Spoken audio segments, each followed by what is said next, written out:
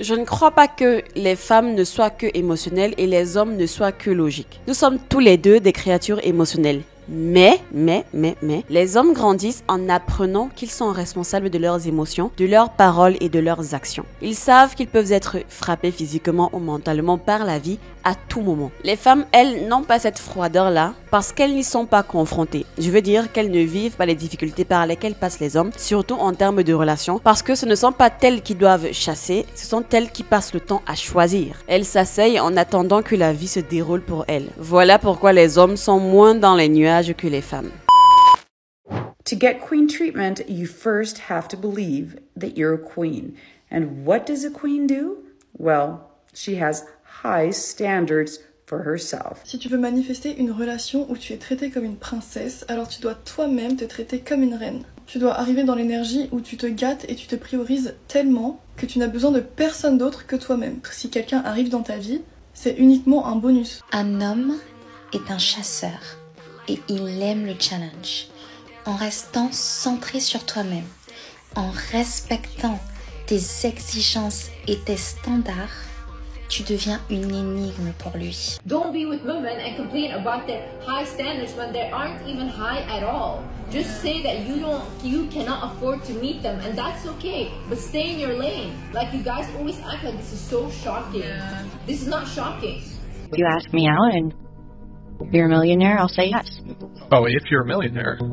If they're not a millionaire? Then we can be friends. No, if he doesn't own a house that's over $7 million, I won't date him.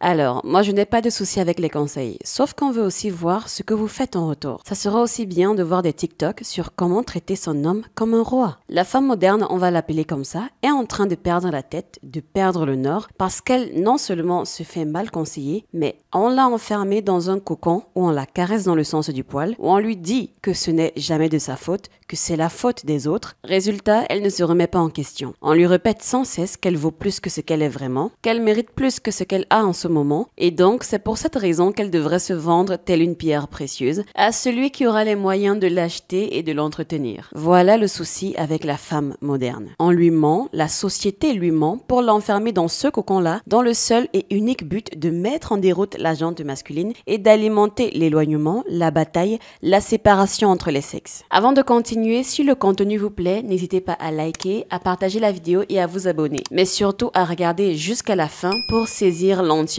du propos. Bon visionnage. Dans cette vidéo, on va un petit peu parler du fantasme ou alors de l'utopie actuelle féminine, et l'illusion dont on va parler ici concerne la femme moyenne et moderne. Les femmes modernes vivent dans un monde qui n'existe pas. Non pas qu'elles sont d'horribles créatures, non pas parce qu'elles sont stupides, loin de là, mais parce que leur perception de la réalité est enracinée et entretenue par les émotions, par la fantaisie et par les non-faits. Elles ne voient pas souvent le monde tel qu'il est, mais plutôt comme elles pensent qu'il devrait être. C'est ce filtre qui déforme tout. Ça remodèle la vérité. Quand une femme dit qu'elle vous aime, elle le pense vraiment à ce moment-là. Mais si ses sentiments changent une semaine plus tard, elle vous quittera sans cligner des yeux. Parce que dans son monde, la vérité a changé. Dans son monde, la réalité est fluide, flexible, façonnée par sa perception à elle. Il n'y a qu'à voir comment les femmes gèrent le refus versus les hommes qui gèrent le refus. Un homme qui se fait recaler par une femme, à défaut d'être un enfoiré de première catégorie, il va juste se replier sur lui-même, avoir son ego qui est un petit peu brisé, c'est vrai, mais il va se relever, rebondir et passer à autre chose. Une femme qui se fait recaler par un homme va entrer dans une crise existentielle déjà. Pour elle, ce sera impossible de l'envisager, en mode comment est-ce possible que ce mec ne m'aime pas alors que je me suis littéralement donné à lui. Et dans certains cas,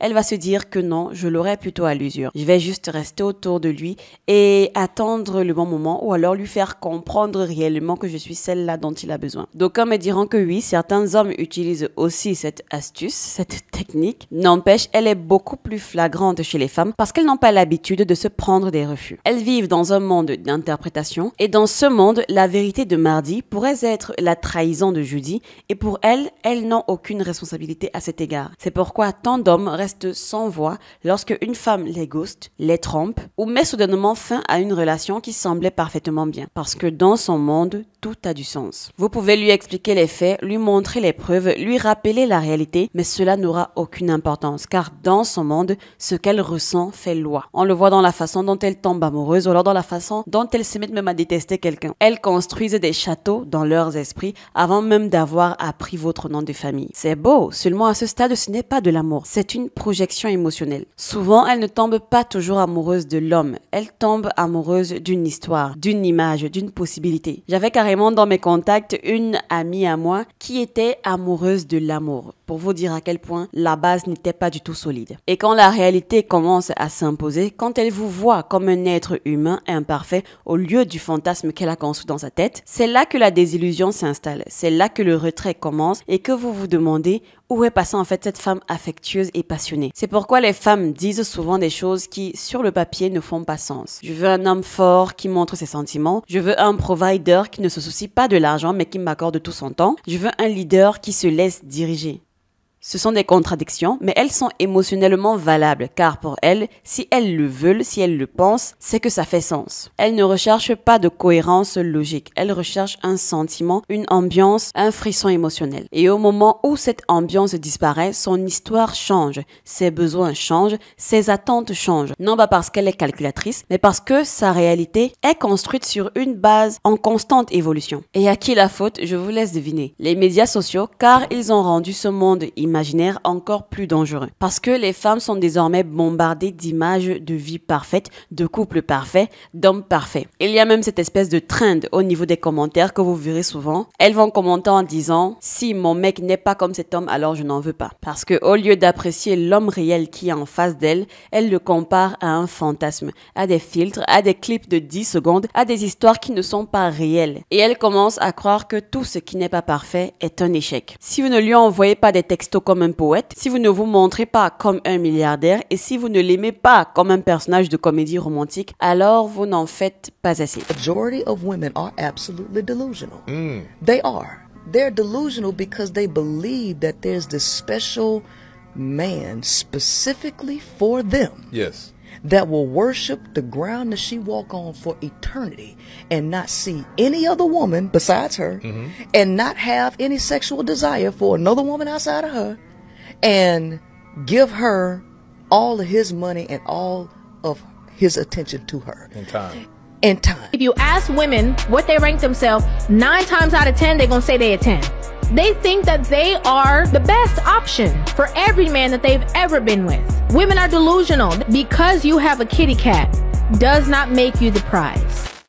Elles comparent votre réalité au moment fort de quelqu'un d'autre et vous ne gagnerez jamais cette bataille. Et elles ont des phrases là souvent qu'elles répètent sans cesse. S'il le voulait vraiment, il en serait capable. Et la culture moderne le renforce. La modernité lui dit qu'elle a toujours raison, que ses émotions sont valables, que si elle le ressent, ça veut dire que c'est vrai. Et ainsi, elle cesse de remettre en question ses impulsions, elle cesse de chercher la vérité, elle commence à vivre dans sa propre chambre d'écho émotionnel. Et tout homme qui ose remettre en question ce récit est qualifié de contrôlant, de toxique ou d'insécure. Mais en réalité, il est le seul à avoir les pieds sur terre. C'est pourquoi vous verrez des femmes passer d'une relation à une autre sans jamais prendre le temps de s'asseoir et de réfléchir. Parce que dans son monde, elle n'avait jamais tort. Je crois sincèrement au fait que beaucoup de femmes se mentent à elles-mêmes. Je crois aussi sincèrement au fait qu'elles connaissent la réalité, elles savent comment le monde fonctionne, mais ne veulent pas l'admettre parce que si elles le font, elles sortiront de la fantaisie dans laquelle elles sont et elles vont devoir affronter la dure réalité. Je ne dirais même pas la dure réalité, je dirais plutôt voir le monde tel qu'il est. Vous voyez, une femme qui dit « je ne veux pas d'un homme qui va m'imposer quoi faire,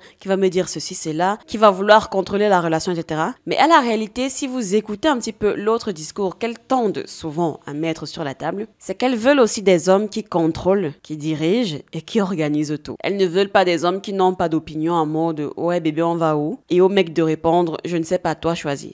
Elle déteste ça. On est d'accord que cette contradiction, parce que c'est contradictoire, ne fait pas sens. Parce que secrètement, elles savent qu'elles ont besoin d'un homme qui dirige, qui commande. Elles veulent nier ou alors lutter contre leur nature de second dans la relation, parce que oui, la femme est le second de l'homme dans la relation. Elle est sa main droite. Elle est celle qui fait en sorte que ce qu'il a décidé s'applique en réalité dans l'entièreté de la relation. Elles veulent nier ce poste et dire que elles veulent en réalité être celles-là qui donnent les directives, mais ce n'est pas le cas. Et je vous vois déjà venir en commentaire en étant outré parce que je viens de dire que la femme est le second de l'homme dans la relation. Si vous ne l'avez pas réalisé, sachez que quand il y a un premier et qu'il y a un second, c'est drôle parce que le second est celui-là qui a la meilleure position. À la réalité, le second bénéficie des mêmes avantages que le premier sans les inconvénients de celui-ci. Vous voyez, le premier, il est premier, mais on lui en demande tellement, plus que le second en tout cas, parce que le second, il n'est que le second. Pourtant, il bénéficie des mêmes avantages du premier. Là où le premier entre, le second peut entrer. Asseyez vraiment 2 minutes et réfléchissez à ce que je viens de dire. Parce que c'est la réalité. Le second, c'est la meilleure position dans une situation où il faudra toujours trouver ou alors chercher des responsables. Quand il faille demander des comptes à quelqu'un, c'est au premier qu'on va s'adresser. C'est à celui qui donne les directives. On ne va jamais confronter celui qui exécute les directives du premier. Je pense qu'à ce niveau, quand même, on est d'accord. Donc, croyez-moi, être second quelque part, c'est magnifique. Parce que, je le répète, vous avez les avantages du premier sans les inconvénients de celui-ci. Et si vous regardez un petit peu dans la vie réelle, vous verrez que ça s'applique également. Surtout dans une dynamique homme-femme. Je ne crois pas que les femmes ne soient que émotionnelles et les hommes ne soient que logiques. Nous sommes tous les deux des créatures émotionnelles. Mais, les hommes grandissent en apprenant qu'ils sont responsables de leurs émotions, de leurs paroles et de leurs actions. Ils savent qu'ils peuvent être frappés physiquement ou mentalement par la vie à tout moment. Les femmes, elles, n'ont pas cette froideur-là, du moins la plupart, parce qu'elles n'y sont pas confrontées. Je veux dire qu'elles ne vivent pas les difficultés par lesquelles passent les hommes, surtout en termes de relations, parce que ce ne sont pas elles qui doivent chasser, ce sont elles qui passent le temps à choisir. Elles s'asseyent en attendant que la vie se déroule pour elles. Voilà pourquoi les hommes sont moins dans les nuages que les femmes. Le fantasme masculin le plus répandu, par exemple, est la croyance que les hommes peuvent être aimés pour ce qu'ils sont et non pour ce qu'ils font ou alors la valeur qu'ils apportent aux autres. La réalité est tout autre, mais au moins ce fantasme n'embrigade pas le concerné dans un monde qui lui fait voir les choses de travers. Ce qui n'est pas le cas du fantasme de la femme moderne. L'illusion de la femme moyenne, moderne, a été renforcée culturellement de plusieurs manières au cours des 20 dernières années. Tous les contenus les plus populaires destinés aux femmes, produits au cours des 2 dernières décennies, renforcent cette illusion. Vous le voyez dans des séries comme Twilight, vous le voyez dans des sagas comme 50 Shades of Grey, 50 nuances degrés, et dans bien d'autres. La formule de tous ces récits est fonctionnellement la même. Une femme plutôt normale, voire même banale et sans prétention, contre toute raison ou attente et sans aucun effort réel de sa part, devient l'objet du désir obsessionnel intense d'un homme beau, riche, puissant et émotionnellement mystérieux. Il est tout ce qu'une femme peut désirer et non seulement il se jette à ses pieds, mais il la supplie pratiquement de l'accepter. Pour une raison quelconque, ce 0,00001% d'hommes a décidé de renoncer à toutes les options qui lui seraient offertes et de se concentrer exclusivement sur cette femme moyenne. Et bien sûr, ce scénario est intentionnel. Le fait qu'il s'agisse d'une femme moyenne et non pas une bombe atomique qui se fait en fait désirer intensément par un homme de haut statut. C'est intentionnel parce que la protagoniste doit en quelque sorte être moyenne pour que la consommatrice, qui est également une femme moyenne, puisse plus facilement se projeter sur le personnage et vivre le fantasme. Si le personnage, la protagoniste, était très belle par exemple, c'est-à-dire si elle était le genre de femme que ces hommes souhaitent souvent rencontrer dans la vraie vie, il serait plus difficile pour la spectatrice moyenne de se reconnaître dans la protagoniste. Nous voyons également cette illusion dans le genre de culture de la Yas Queen, ce mouvement qui a surgi au cours des 10 ou 15 dernières années. Vous êtes probablement déjà tombé dessus. Des discours de ces femmes qui parfois ne sont pas toutes des femmes, qui disent en gros « Ma belle, tu es le prix, tu es la récompense et ne laisse personne te dire le contraire. Period. Tu mérites le monde et si un homme ne reconnaît pas ta valeur, c'est-à-dire s'il ne te donne pas ce que tu penses mériter, alors tu vas devoir t'en séparer et passer à autre chose. Un vrai homme sait comment traiter une reine. Etc.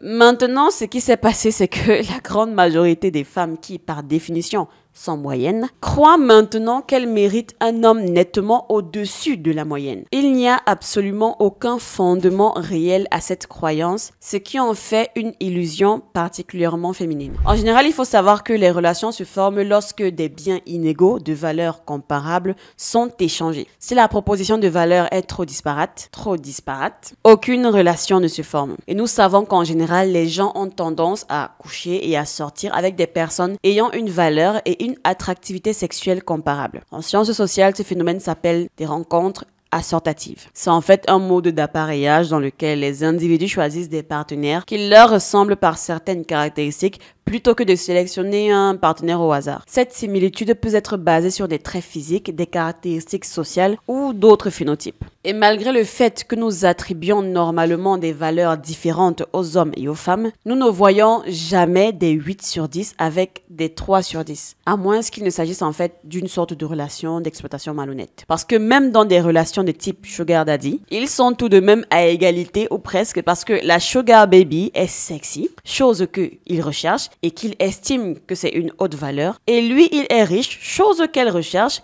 et qu'elle estime être de haute valeur. Donc il pourrait jouer à des niveaux de puissance comparables. L'illusion ici serait de penser que le fait qu'il soit riche n'a rien à voir avec la raison pour laquelle elle est là, ou alors le fait qu'elle soit sexy n'a rien à voir avec la raison pour laquelle il est là. Et pour ceux qui seront aussi prêts à bondir dans les commentaires pour me dire oui, j'ai vu des hommes très beaux avec des femmes pas très belles, etc. Laissez-moi vous dire que probablement pour cet homme, le physique n'était pas la chose sur laquelle il misait, mais plutôt autre chose de peut-être plus interne à cette femme-là, parce que je vous promets, les gens sortent ensemble par catégorie. C'est comme je l'ai dit, c'est un échange de biens inégaux, mais de valeurs comparables. Donc, ce qu'il faut comprendre à ce niveau, c'est qu'une plus-value ne peut pas être dans un seul secteur. Le physique n'est qu'une plus-value parmi tant d'autres. Donc, avant de cracher sur « ouais, ces hommes sont parfois très beaux avec des femmes pas très belles » ou alors « ces femmes sont parfois très belles avec des hommes pas très beaux », surtout si c'est sur les réseaux sociaux encore, laissez-moi vous dire que vous n'êtes pas dans leur vie pour comprendre. Bref, pour en revenir au sujet, ces femmes-là, plus elles s'attachent à ce fantasme, moins elles ont de chances de parvenir à une relation satisfaisante dans la vie réelle. Et comme je le dis souvent, une relation stable, ça leur fait un petit peu peur parce que ce n'est pas assez excitante pour elles. Pas de drama, pas de mensonges, de toxicité. Ce n'est pas vraiment quelque chose pour laquelle elles s'uniraient, à défaut d'être suffisamment matures et de comprendre que c'est ce genre de relation qui est l'idéal. Une relation parfaitement décente et satisfaisante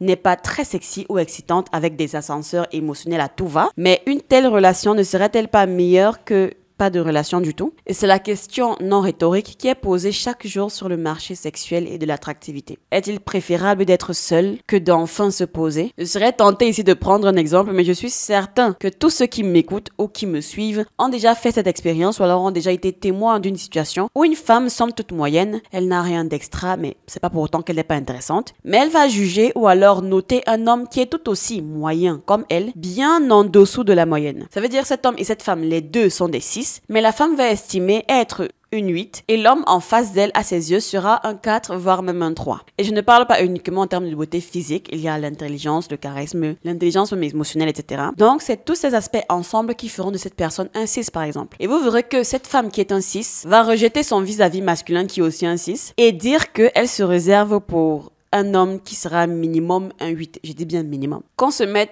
très bien d'accord, hein. Je comprends que les gens aspirent à beaucoup plus. Je comprends que même en tant que 6, on ne peut pas susciter les bonnes émotions chez un autre 6. Mais il va falloir être un minimum réaliste. Qui est ce type qui est un 8 et où va-t-elle le trouver? Et admettons même qu'elle le trouve, va-t-elle réussir à l'appâter? Sera-t-il seulement intéressé? Parce qu'on est d'accord que lui aussi, il cherche une 8. Donc, quelles sont les chances que le rêve de cette femme se réalise? Et même s'il arrive que ça se réalise, son histoire n'est pas un exemple, ce n'est pas commun, c'est une exception. Seulement, elles sont nombreuses à espérer être l'exception, pourtant ce n'est pas possible. Cette illusion qu'une femme ordinaire peut obtenir une relation avec un homme extraordinaire et que rien de moins ne vaut son temps est dangereuse. La femme moyenne veut la lune, mais quiconque possède la lune ne la donnera pas forcément à une femme moyenne. Ce fantasme ne cesse de prendre de l'ampleur, ce qui contribue directement au déclin général des relations amoureuses. Cependant, je refuse de propager l'idée selon laquelle les femmes, l'espèce féminine, est en totale perdition. Je refuse de proclamer que l'entièreté de la gente féminine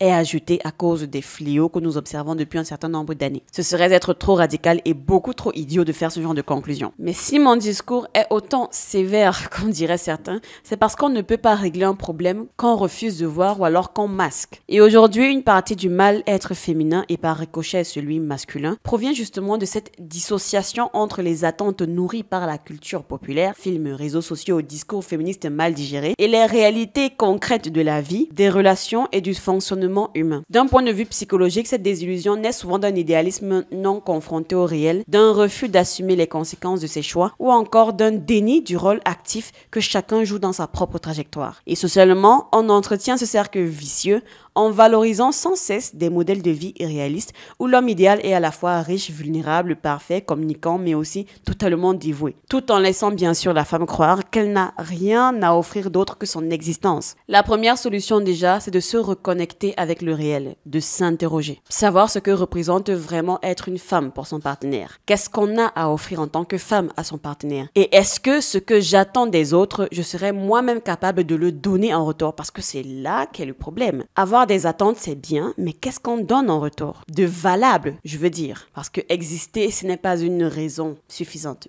Mesdames, voilà, au passage, je dis ça, je dis rien. Ensuite, il faut déconstruire les illusions sociales, non pas en renonçant à l'amour ou à l'ambition, mais en remettant en question les récits qu'on consomme. Tous ces contenus qui flattent l'ego, mais qui appauvrissent l'esprit et sabotent bien sûr nos relations. Ce sont ces contenus-là qu'il faut remettre en question. Ce travail passe aussi par l'entourage. Apprendre à fréquenter des personnes enracinées dans le réel, dans le respect, dans la lucidité. Et enfin, il y a une responsabilité collective. Éduquer à la maturité émotionnelle, à la responsabilité personnelle, au discernement. Moins de « tu mérites tout ». Plus de, voici ce que tu peux construire si tu fais le travail. Bref, la désillusion n'est pas une fatalité, mais pour sortir de ce brouillard, il faut un retour au réel, du courage et surtout, une volonté sincère d'évoluer. La vérité ne flatte pas toujours, mais je vous assure qu'elle libère. Si ce message vous a parlé, si vous pensez qu'il peut aider d'autres personnes à ouvrir les yeux, simplement à réfléchir autrement, n'hésitez pas à liker la vidéo, à vous abonner et à la partager autour de vous. C'est totalement gratuit et en plus ça m'aide énormément. Et surtout, dites-moi en commentaire vos avis et observations, ce que vous en pensez et comment s'en sortir selon vous. Et si on n'est pas là juste pour accuser ou pour se plaindre, on est là pour comprendre, déconstruire, reconstruire et avancer. Merci pour votre écoute et à très bientôt. Ciao.